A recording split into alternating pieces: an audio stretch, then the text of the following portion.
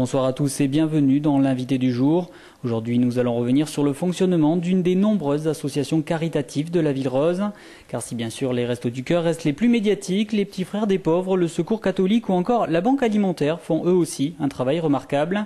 Annie-France Loz, présidente de cette dernière, revient pour nous sur son fonctionnement. Ça représente 101 associations, CCAS et épiceries sociales, qui sont réparties sur le territoire de toute la Haute-Garonne, du Tarn-et-Garonne et de l'Ariège. C'est une des grosses banques alimentaires, ce n'est pas la plus grosse de France, puisque vous imaginez bien que, par exemple, la BAPIV, qui est la Banque alimentaire de Paris-Île-de-France, fait un tonnage très très important, mais la Banque alimentaire de Toulouse est effectivement classée parmi les grosses banques alimentaires.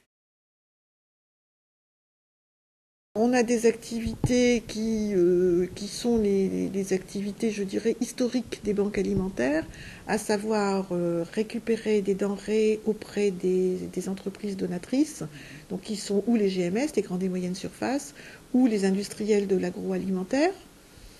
Nous les récoltons avec nos camions, avec nos bénévoles et avec des salariés, puisque nous avons des salariés essentiellement en contrat aidé, ce qui nous permet de faire de l'insertion et de nous aider aussi dans nos tâches, bien évidemment.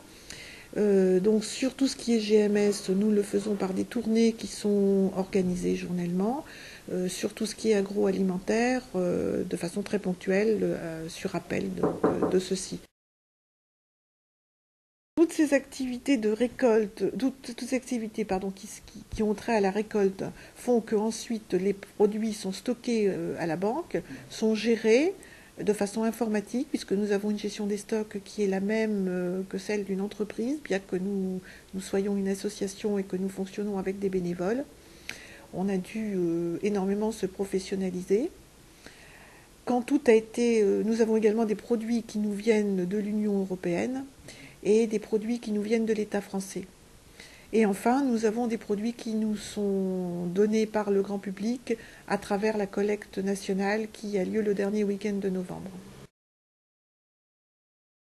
L'année dernière, on a récolté par cette collecte nationale auprès du grand public 256 tonnes de marchandises et globalement, nous avons récolté sur l'année, tous fournisseurs confondus, 2800 tonnes de marchandises.